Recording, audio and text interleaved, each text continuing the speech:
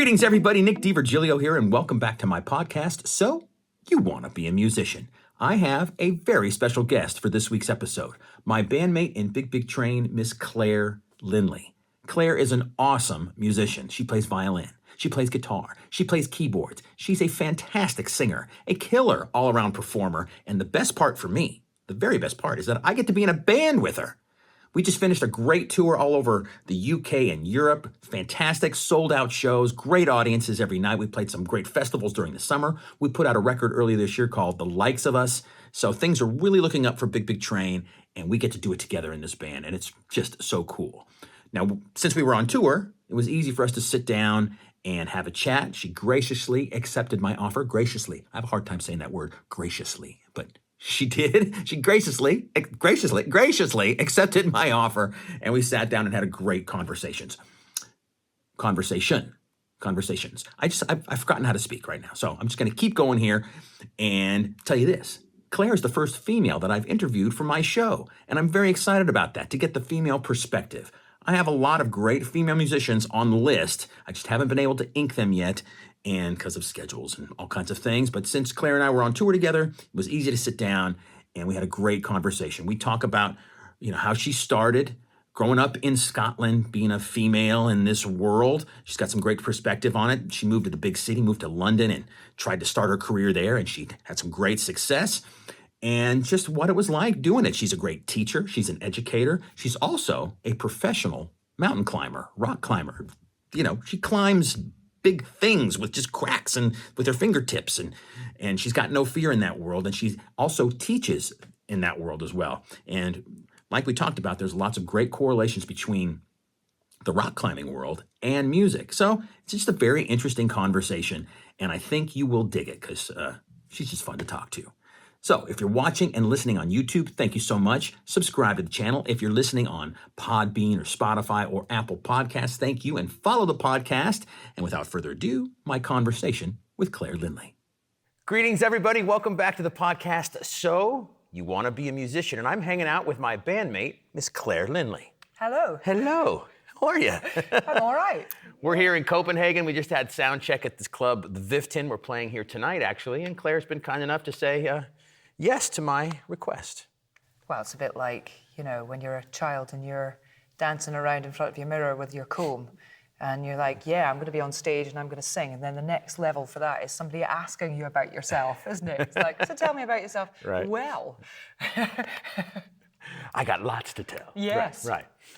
Well, this podcast is about sort of the emotional side of being a musician, what it takes, the ups and the downs, what you go through, how you deal with certain things, hopefully to relay some info to other people, other players, young, old, whatever, about what it's like to do what we do. So the first question I ask everybody that comes on the podcast is, Miss Clare, do you need to play music to be happy? It's an interesting question. I've thought about it because I've watched your other podcasts. Right. Not every day. I don't need to play music every day. And I can go quite a few days without, if you're on holiday or something, you don't have your instruments with you. Right.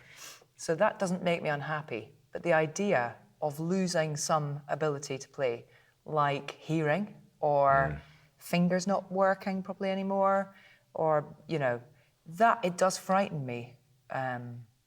So I think so, right. Although it's not been tested yet in a way, Right. Well, it's interesting to me because everybody answers this question a little bit differently. Some it's like, yes, there's no matter what, I have to. And some are more easy about it, like you just now. And it's an interesting way to start off these podcasts. Let's take a quick little left turn for those of folks watching or listening that may not know who you are. Just a little bit of background. You've been playing for how long? Since You started, yeah. Probably started playing piano when I was 6. Okay. Violin, maybe a year or two later. Okay. Grew up in Scotland. A big mixture of, I learned a classical technique on violin and viola, and then dropped piano because I found the two-hand thing, like reading two different hands at the same time. It's like, oh no, violin's much easier than that. Did classical music all the way through school, read music, hardly ever came away from the dots. Right. And then I went to the dark side, you could say I learned folk music, lots of tunes, and I learned how to jam along with people. Just start jamming along with simple rock stuff and blues stuff. And Growing up as a kid, when did you realize that you had a gift or music was something you really wanted to pursue farther and farther down the road? Was it early on or later after you'd studied for a while?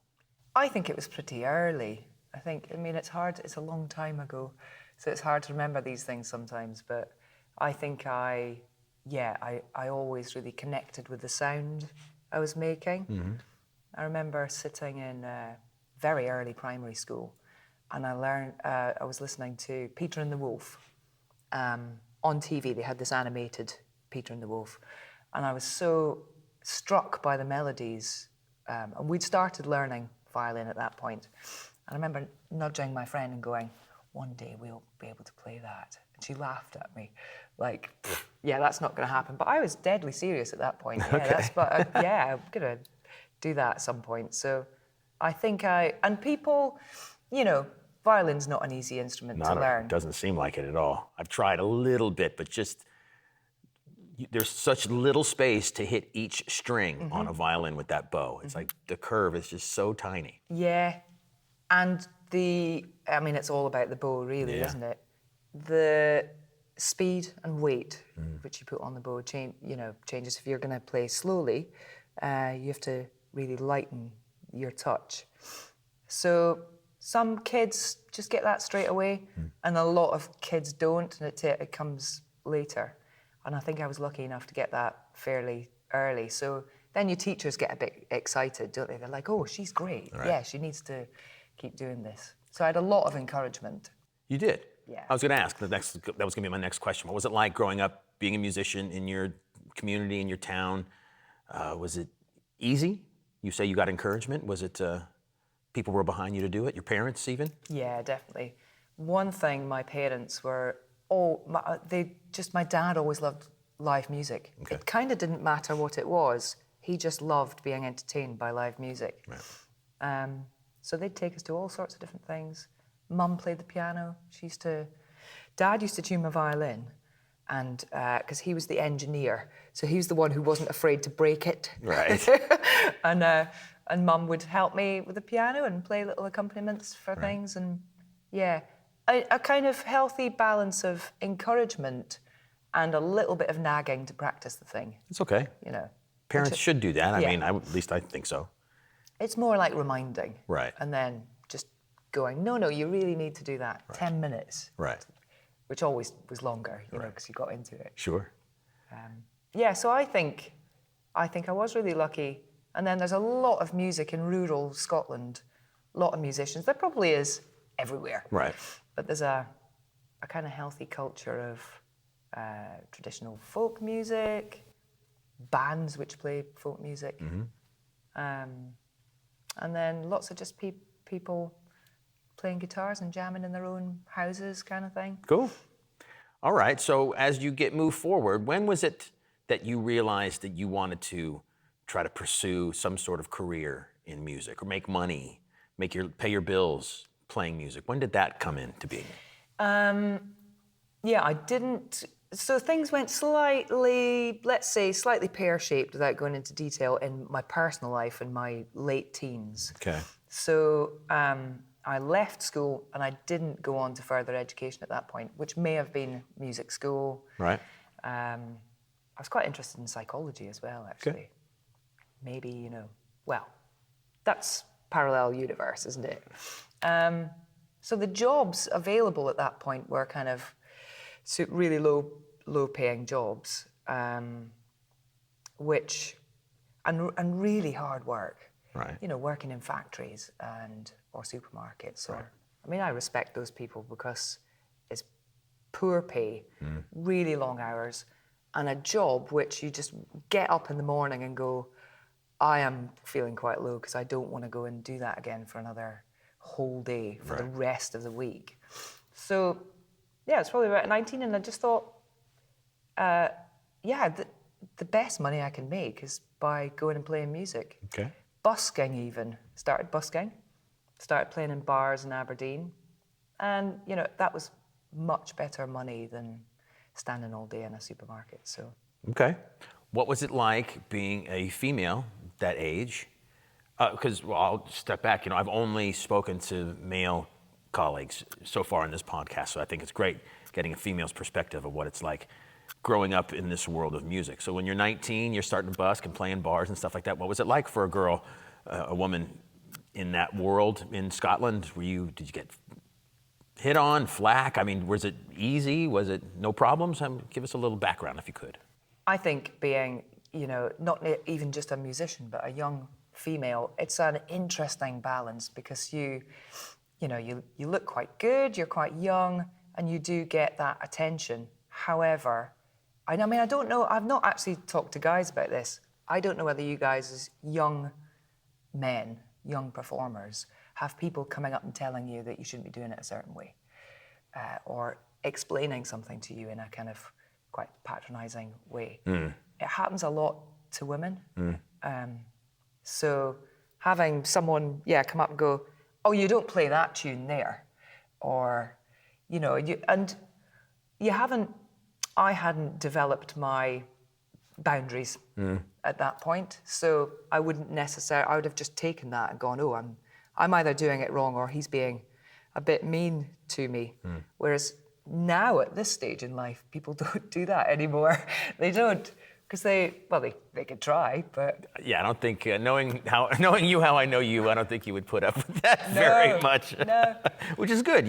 You're strong, and you've proven yourself above and beyond, so yeah, I get it. But I think maybe all women get that a little bit. Yeah. Also really positive. It's I tend to be the only woman in the band. So I don't know what it's like. Yeah. Oh, I was in a girls' band, an all-female band at one point. Trying to get the rehearsal together was a nightmare because everybody's looking at their diaries and going, oh no, I've got to, go to the supermarket that day, or all these other jobs, we could never rehearse, but yeah. Yeah.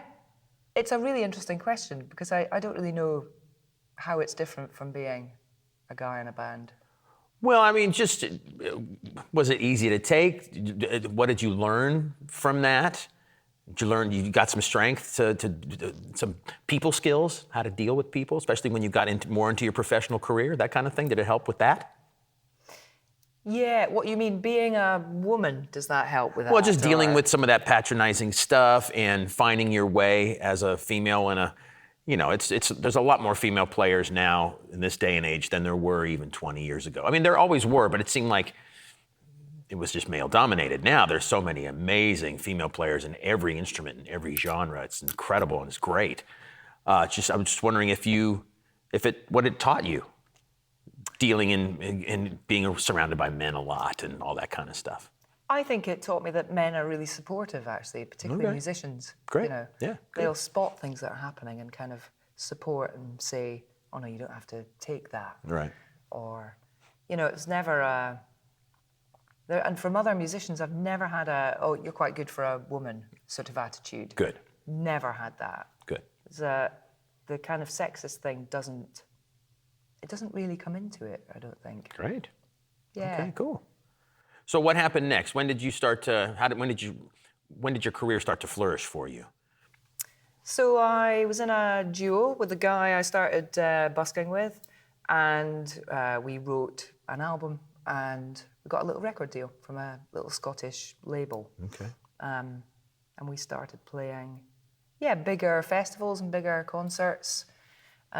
We'd always, in Aberdeen in the 90s, they had this wonderful thing where they would get local artists to support the big bands that were coming through at the concert halls and stuff. And they'd pay you a little bit of money, but you were backstage you were in the green room, you had your own dressing room, you were mingling with, named artists. Sure. And you got big crowds to play to. So that was really great early on, to have 600 people that you're doing your support slot for. Because it's a different thing. Yeah, so I suppose then that's when it started to happen. That was a really interesting relationship because it was one where my partner at the time was only really comfortable with me playing in that unit. Okay. And so, yeah, I think it remained that mostly, apart from the girls' band, for quite a long time. And then that relationship broke down. And after that, I moved to London. And then when you move to a different city, you just say yes to everything. You just say yes to all the bands that offer you things. So yeah, I grew massively in confidence at that point. Cool. And experience as well. Okay. A little bit about the relationship with your previous partner, and obviously you don't have to get into super detail, but was it the music that was getting in the way, or was the music ever the problem? Because sometimes music, for some players who are so dedicated, the partners they're with, it becomes like the other woman or the other. It's getting in the way of the two of them in their relationship. Was it ever like that? I don't think it was Okay. about that, actually. Okay. I think it was about other stuff. Okay. Really. But that issue of slight insecurity and not willing to share your musical partner out. I mean, it happens a lot, not even just in relationships, in bands. It Sure. happens where people go, oh, so you're going to go and play with them now as well, are you?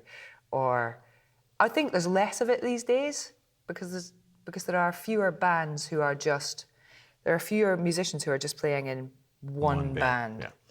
So it's probably different now, but yeah, took a while to get kind of remove the roots of that. Sure. I used to ask other people, is it okay if I go and play with somebody else? They're like, why are you asking me? Why are you asking me that? That's weird. You're right.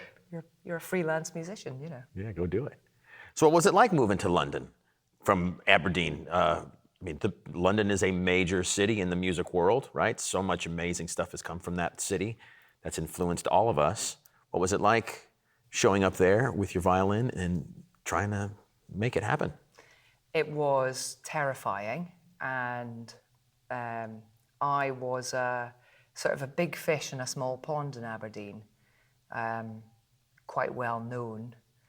And then suddenly I'm sort of engulfed by London and a lot of amazing players. I kind of went straight into the Celtic scene in North London, and there are there's a ton of phenomenal fiddle players there. So that was hard. I didn't know many people, and suddenly my confidence just went rock bottom. Okay. And what now? But why? What was it that made your confidence go? Comparing myself to other people. Okay. And this is a thing that keeps on. It's a thing in that I find keeps happening, but I don't. All my confidence doesn't just drain away. There are little things you can tell yourself, but yeah, it's like comparing yourself to other people and going, "Oh, I can't do that. Oh, I'm not as good as them. So therefore, I should just stop." Or, What, you didn't stop? No. What kept you going? Just finding some nice friends, finding nice musicians who want you for what you can do. Okay. And realizing that everybody's different. We all bring different things to it. We can't all be the best at everything. And just actually practicing. I mean, that's the practice. Yeah. Just playing a lot and you have better. to totally. I mean, that's advice you give to every young musician. You gotta, if you want to make it happen, you gotta be good. Yeah. You gotta put in the time. Yeah. Playing that scale up and down the neck, or just the double stroke roll, or whatever it is. You got to do the simple stuff and get it ready because there's other people that are waiting behind you, and they'll jump over you in 2 seconds if you let them. Absolutely. So that's cool. So when did it start to kind of pick up? You kind of got that little down spurt. Your confidence was low, but what brought it back? Yeah, I think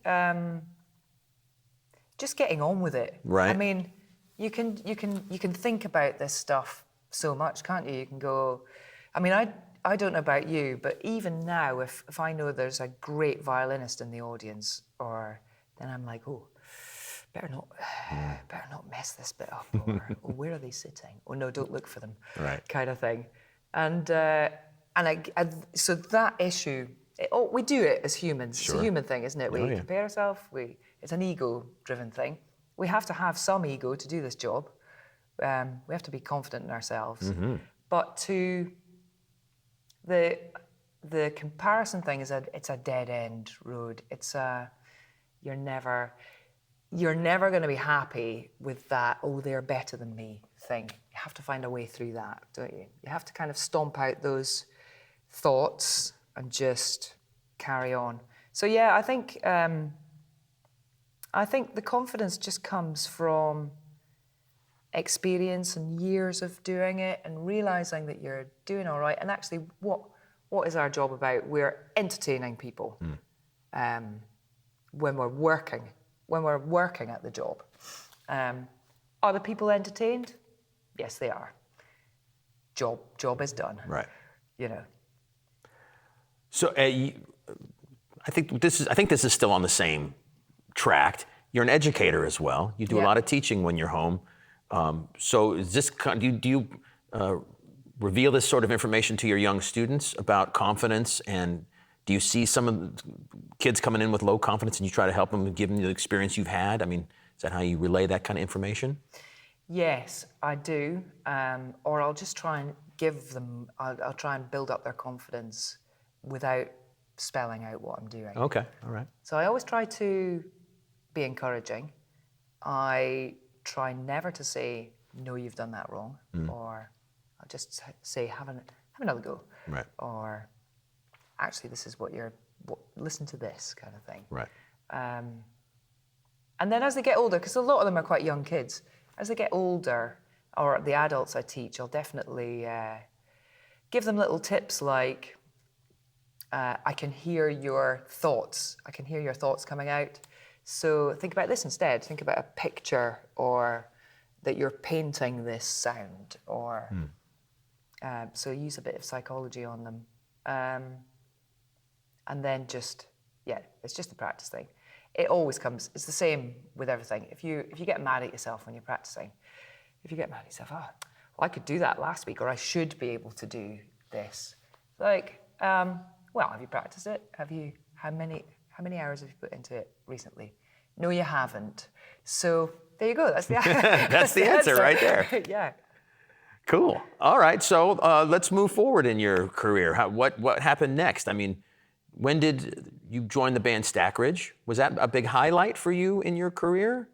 Yeah. I mean, yeah, it was completely unexpected. Okay. I'd moved to Bristol. Right. I can't remember what else was going on. Probably gigs with singer-songwriters. Right. Cayleys, lots of folk music.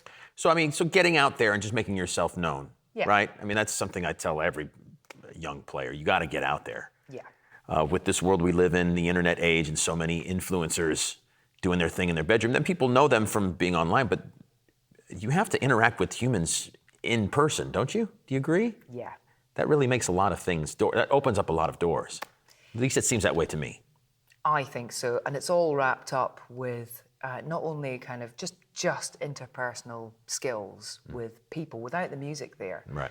But for me, I mean, I quite like practicing because I quite like getting better.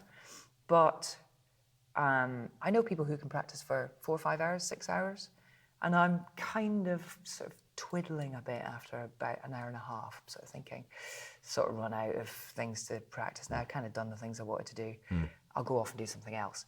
But I can practice for hours if I'm playing with somebody else. I think for me, the connection you get with other people when you're playing music, this sort of, it's like an intimacy without anything weird.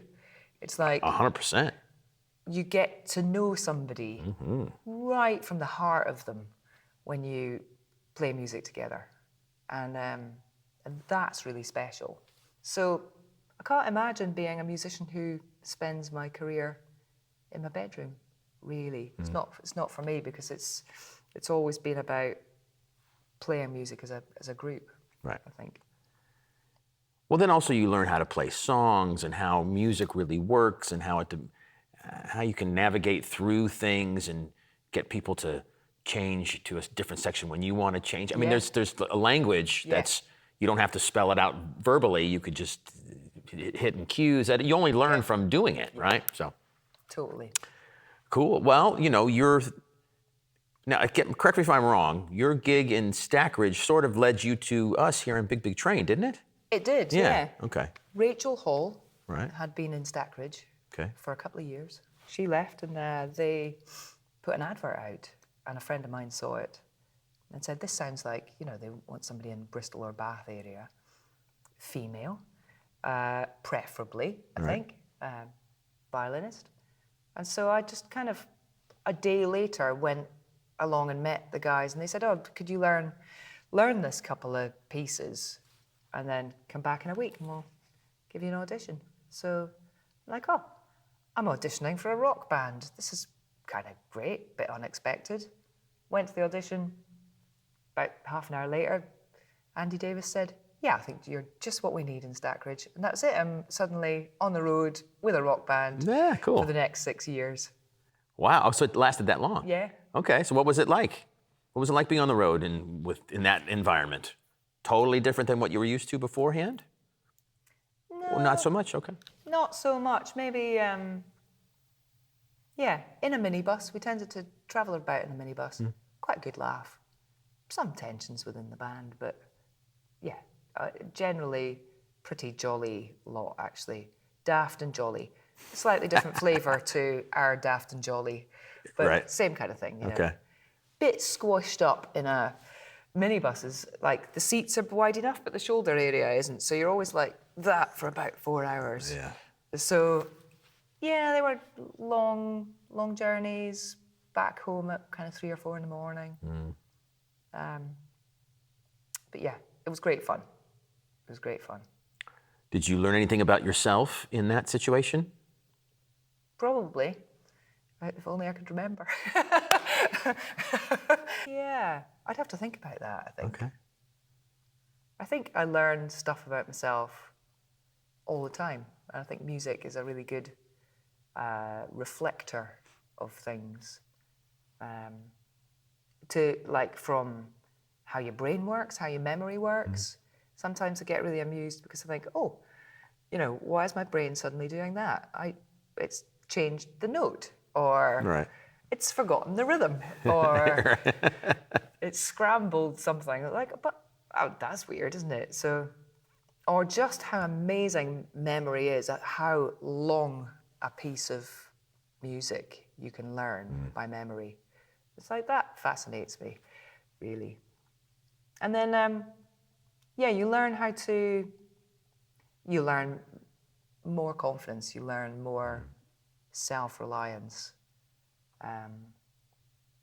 and you get yourself through those mental traps that we put in front of ourselves. So I think it's just been I've just been learning all the way through. Okay, nice. And then now you're with us in Big Big Train. Brilliant. And it's been a total blast.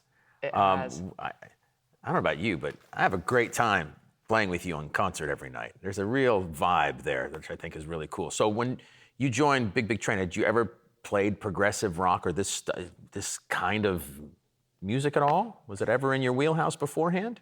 That very first duo I was in, my partner was into Yes, and he liked quite a lot of the prog rock bands, and we listened to everything. So I wouldn't say I actually played it at that point, but I was familiar with it. When I moved to London, I played in a sort of progressive Iranian folk rock group called Cooch. Now, the main man of that had been in a band called Quasar for a few years, and he was the electric guitar player in Quasar, prog rock band. So definitely his music had a few altered times in, quite a bit of noodling. Okay. And yeah, so I'm not wholly unfamiliar with it. But it's definitely, this has, stretched me and made me really listen to and scribe out, 7/8. Oh, no, that bar's not 7/8 anymore. That goes into 4/4. Oh, and now it's 7/8 again. And Right, there's right. like sections like that. So that's been really good. Okay. I enjoy that. Nice. Well, this is great. I love all the information you're imparting here. Do you have any advice? Let's go down that road. You got a young person, even an adult who's in the music lane, and just what would you tell them about this world that we're in? How to navigate some of these waters? I think from a personal progression point of view, recognizing that it's just a long game. It's just a long journey, which you never get to the end of. So don't think of an end goal as being, just think of small targets, because that end goal, it doesn't exist. And it's kind of, I feel it's wrong to think of our musical life like that, because it's just a journey of playing music that you then think, oh, which path am I going to go along now, kind of thing. You can't learn everything. So that's a healthy way to look at it, because then you're not disappointed if you don't get somewhere. You know what I mean? Sure. And from a getting out there and playing with other people point of view, be nice, be kind to other people, encourage each other, and try not to make life difficult. Those skills of getting on with your band members, find out about them, find out who they are. That's really important. Sure. That will get you work as well. Yeah. Agreed. Last thing I would like to bring up. Thank you for that, by the way. Last thing, you do other things. You are a pretty serious rock climber, mountain climber. Now, and you teach in that area too. So, would you call yourself professional? That level of a climber? Yeah. Okay. Sometimes, kind of freelance, for small times in the year, but yeah. I guess what I'm getting at is, does that relate to music at all? Is there any parallels you can draw to that sort of world? Because I'm sure that takes a lot of practice and skill. You got to have no fear of heights and that kind of stuff. How do they kind of correlate, or is there any correlation between the two? I think, or is it completely opposite? Is it nice to have something that's so different than music? Well, it is really different, but I think they compare. I think, there's all sorts of parallels with it. For example, when you're climbing, when you're lead climbing in particular, you have to be just totally focused on what you're doing. You're in the moment. You have to be just thinking of the technique and your next steps. Again, you can't be thinking of the top. Okay. Because you can't jump to the top. You have to think of every step. So there's fear involved. We do get scared. I mean, I don't think we'd do it if there wasn't a little bit of spice to it. If you allow your fears your fear voice to take over, it's kind of game over. You're lowering off the climb, or somebody's trying to talk the panic back down again. I think that happens on stage. I think it's not particularly happened to me, but I think people get frightened on stage, don't they? Frightened to commit to something, frightened to commit to solos. And you just have to just stay in the moment and think about, what am I going to do next? What is my next move? And keep your mind on the job, rather than this voice going, you can't really do it, or you're going to mess the next bit up, or so that's really good. It's also climbing is a very brain and body thing at the same time, and music is totally that as well. Sure. So, the psychology of the two things are very similar. Okay. I think one of them is just a little more dangerous than the other. Would you recommend somebody to, maybe not rock climbing, but just to have something else in their